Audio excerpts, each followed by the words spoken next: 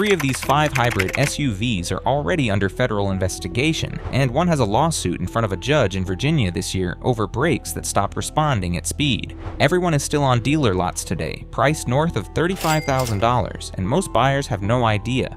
The worst one on this list, according to its own owner's sworn complaint, would not start, would not go into gear, and would not charge, parked in the driveway. 2 SUVs on this list did the opposite.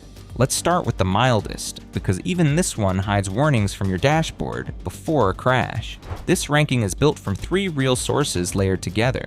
Consumer Reports' predicted reliability survey of roughly 380,000 vehicles, NHTSA's public recall and complaint filings, and active court documents, not a single guess anywhere in this video.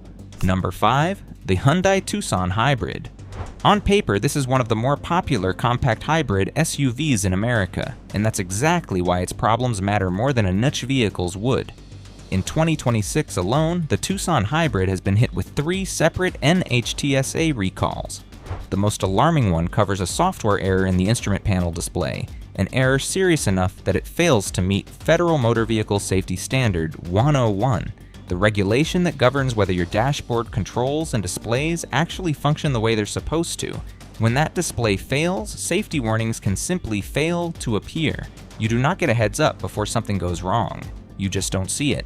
But here's what makes this worse than a simple software bug. A second, separate 2026 recall covers front camera software that can cause the forward collision system to slam the brakes on its own, unexpectedly, with no obstacle actually present.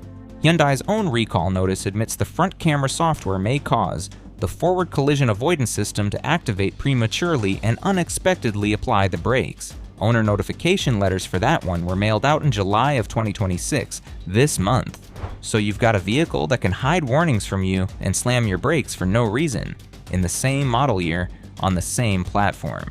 Hyundai's fix is a free software update, which is good news. What's not good news is that this is the 3rd software-related safety recall the Tucson Hybrid has needed in a single model year, which tells you the underlying software architecture wasn't ready when it hit showrooms. Cost to the consumer, and if the automatic braking recall isn't caught in time, a rear-end collision claim that can run anywhere from $3,000 to $15,000 in bodywork and medical costs before your insurance premium jumps for the next 3 to 5 years. That's the real cost per mile on a car that brakes when it shouldn't. And it's worth noting the instrument panel recall alone stretched far beyond just the Tucson. Hyundai's own filing covers the Santa Cruz, Kona, Palisade, Palisade Hybrid, Santa Fe Hybrid, Sonata, and Sonata Hybrid on the same defective display software, which tells you this wasn't a one-off assembly error on one production line. It was a company-wide software decision that touched nearly every hybrid and non-hybrid model Hyundai builds. Number 4, the Kia Sportage Hybrid. If the Tucson's problem sounded familiar, that's because Kia and Hyundai share corporate ownership and, in this case, share the exact same defective software architecture. The 2026 Kia Sportage Hybrid was hit with its own instrument panel display recall this year, and the language in Kia's federal filing is almost identical to Hyundai's, a software error that can cause the display to fail, violating the same 2 federal safety standards, numbers 101 and 138. The second one covering your tire pressure monitoring system specifically. That means a Sportage Hybrid owner can lose both their safety warning display and their tire pressure alerts in the same failure event. But here's what makes this more concerning than a coincidence. This isn't 2 unrelated automakers making the same mistake independently. It's one shared electronics platform, used across 2 brands, with the exact same defect showing up on both. If the fix doesn't fully resolve it, and Hyundai has already needed 3 attempts this year, Sportage Hybrid owners are exposed to the same risk. One Consumer Reports subscriber survey respondent flagged infotainment and warning light failures as a recurring theme across this platform family, describing repeated dealer visits that failed to permanently resolve the glitch. Kia's official channel-wide reliability data continues to lag behind Toyota and Honda's hybrid systems specifically because of these shared platform electronics issues. Cost to you. Even a free software recall costs the average owner 2 to 4 hours of lost time per visit, and multiple visits are becoming the norm rather than the exception on this platform. It's also worth noting that Kia's own federal filing on this recall wasn't limited to the Sportage Hybrid. It swept in the K4, Sorento Hybrid, Sorento plug-in hybrid, Sportage PHEV, K5, EV9, Carnival, and Carnival Hybrid all at once, which means this wasn't a contained defect on a single low-volume trim. It was baked into the shared electronics backbone, running through nearly Kia's entire current lineup. But the next entry doesn't just have a software problem, it has an entire model line that Stellantis has already decided not to keep building. Number 3, the Dodge Hornet R/T plug-in hybrid. This one had a genuinely compelling pitch on paper: 288 horsepower, 32 miles of electric-only range, aggressive Dodge styling, all for a starting price close to $40,000. Consumer Reports gives it a reliability score of just 37 out of 100.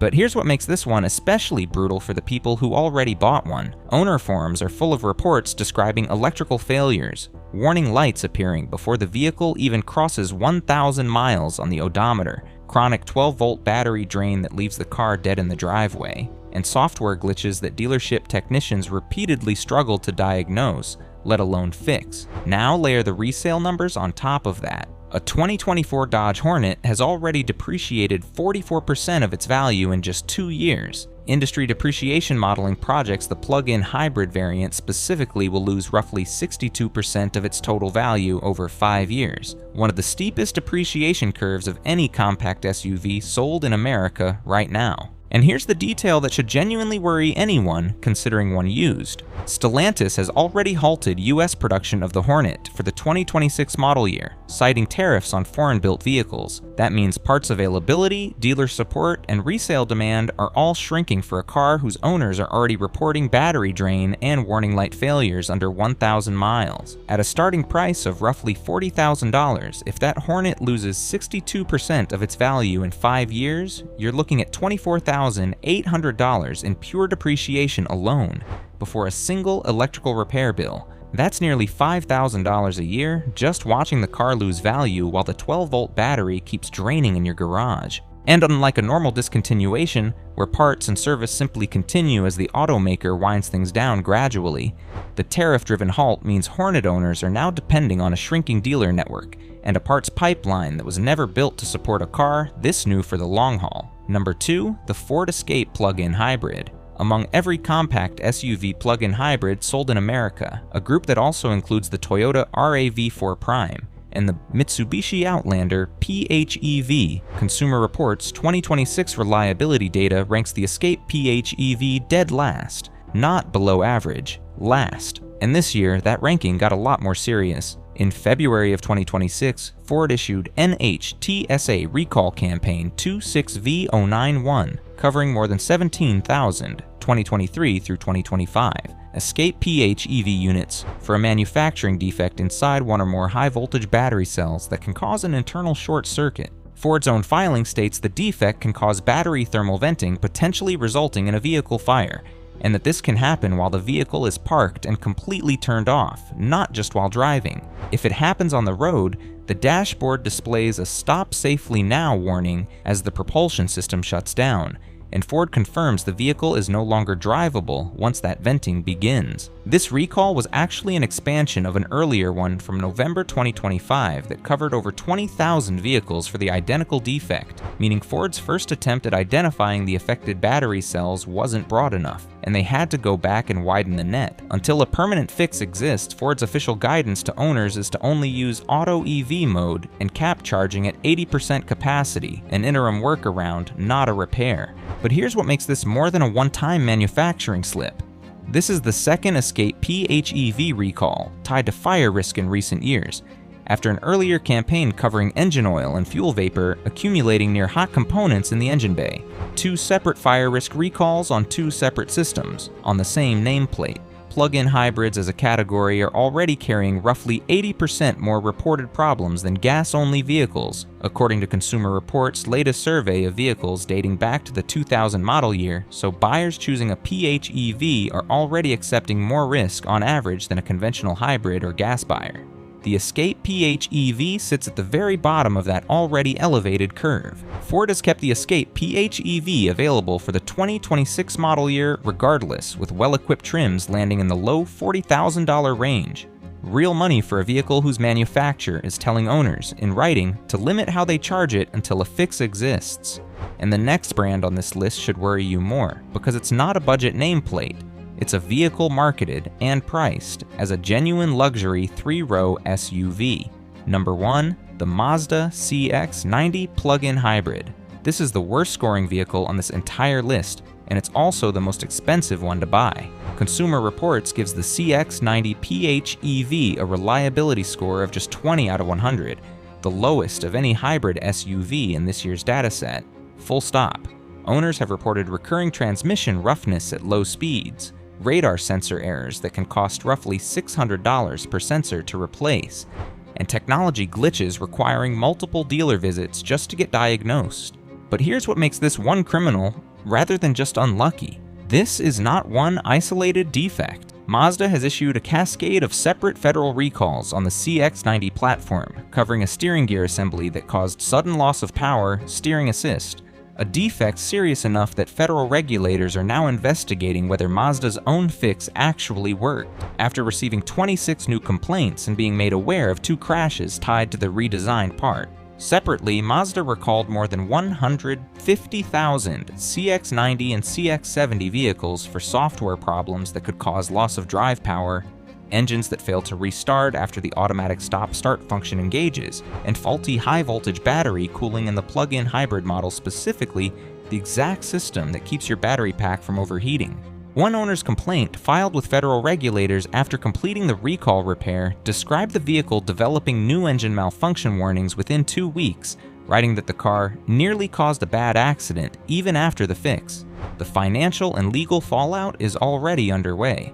A class action lawsuit filed in Virginia this year, brought by an owner named James Burnell, alleges the CX-90 suffers from persistent brake deterioration, causing constant squealing, paired with a lane keep assist system that delivers forceful, unwanted steering inputs the driver never asked for. A separate CX-90 lessee in New York, Daniel Green, filed his own suit specifically over brake judder that dealerships repeatedly dismissed as normal.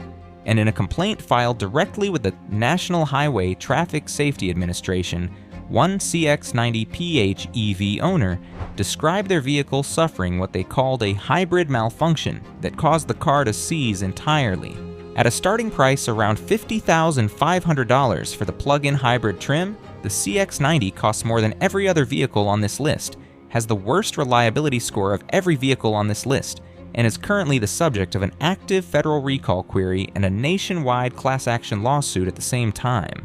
That is not bad luck. That is a pattern Mazda has known about since November of 2022, when the steering investigation first began, and it is still selling the vehicle today. Before we move to the winners, it's worth stepping back and asking why 5 different manufacturers landed on this list in the same year. It's not a coincidence, and it's not that these companies suddenly forgot how to build cars. Every single vehicle we just covered shares one thing in common: a plug-in hybrid or complex dual power system layered on top of a conventional platform that wasn't originally designed around it. A gas engine, a battery pack, charging hardware, 1 or 2 electric motors, and the software required to make all of it behave like a single coherent vehicle. That's a lot more that can go wrong than a simple gas engine and transmission. Consumer Reports' own data backs this up at scale, not just anecdotally. Traditional hybrids without a plug show 15% fewer reported problems than gas-only vehicles. Flip to plug-in hybrids and fully electric vehicles, and that number inverts completely. They show roughly 80% more problems than gas-only cars combined.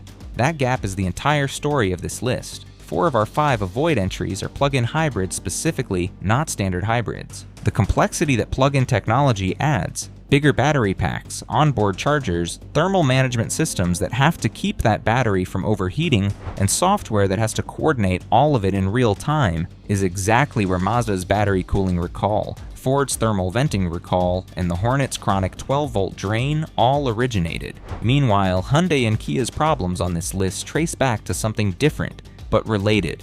A shared electronics platform pushed across too many models too fast, so a single software flaw multiplies into 2 automakers' recall counts at once. The lesson isn't that hybrids are inherently unreliable, it's that the more complicated the powertrain, and the newer the platform underneath it, the more ways it has to fail before the engineering gets fully sorted out. That's exactly why the 2 winners coming up next both lean the opposite direction. Simpler systems, refined over years, not rushed to market to chase a spec sheet. So that's the 5 to avoid. Before we get into the 2 SUVs that actually earned your trust this year, hit subscribe right now, because the #1 pick on this list uses a hybrid system so simple it doesn't even have a conventional transmission to fail in the first place, and that single design decision is the reason it topped every reliability chart we pulled. Number 2, the Toyota Highlander Hybrid. Consumer Reports' own prediction, built from 3 straight years of 2023 through 2025 model data, states plainly that they expect the 2026 Highlander Hybrid to be more reliable than the average new vehicle on sale today. That's not a marketing claim. That's an independent statistical prediction built on real ownership data. In the most recent 3-row SUV reliability rankings, the Highlander Hybrid placed 2nd overall, trailing only its Kia Sorento hybrid cousin and comfortably ahead of every single vehicle on our avoid list.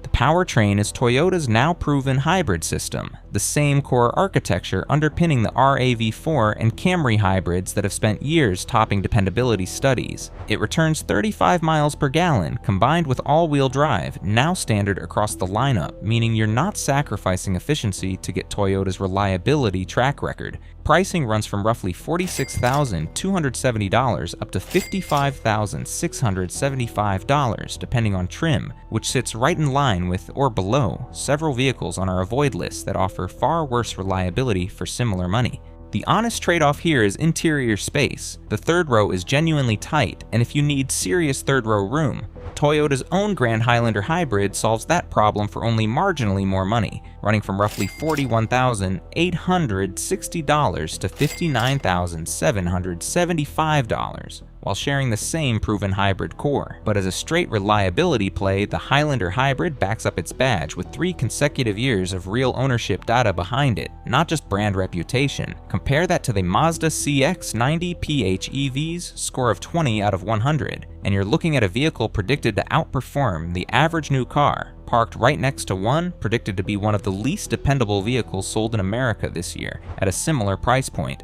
That's not a close call. Number 1, the vehicle that earned the top spot on this list, the Honda CR-V Hybrid. Here's the engineering decision that separates the CR-V Hybrid from almost everything else on this list, avoid or otherwise. Honda's 2-motor hybrid system eliminates the conventional transmission entirely. There is no multi-speed gearbox in the CR-V Hybrid. For rare parts, clutch packs, or shift quality software to fail, the exact category of failure that shows up again and again on the Mazda CX-90, the Dodge Hornet, and across plug-in hybrids broadly. Fewer moving parts in the drivetrain means fewer things to break. The result is up to 40 miles per gallon combined with front-wheel drive and 37 miles per gallon combined with all-wheel drive. The CR-V Hybrid is the only Honda hybrid currently offered with all-wheel drive at all. Pricing for a new 2026 CR-V Hybrid runs from roughly $37,300 to $44,100, meaningfully cheaper than every single SUV on our avoid list except the base Escape trims, and thousands less than the Mazda CX-90 PHEV, which scored the worst on this entire list. Now, I want to be straight with you, because this channel doesn't do fake perfect scores.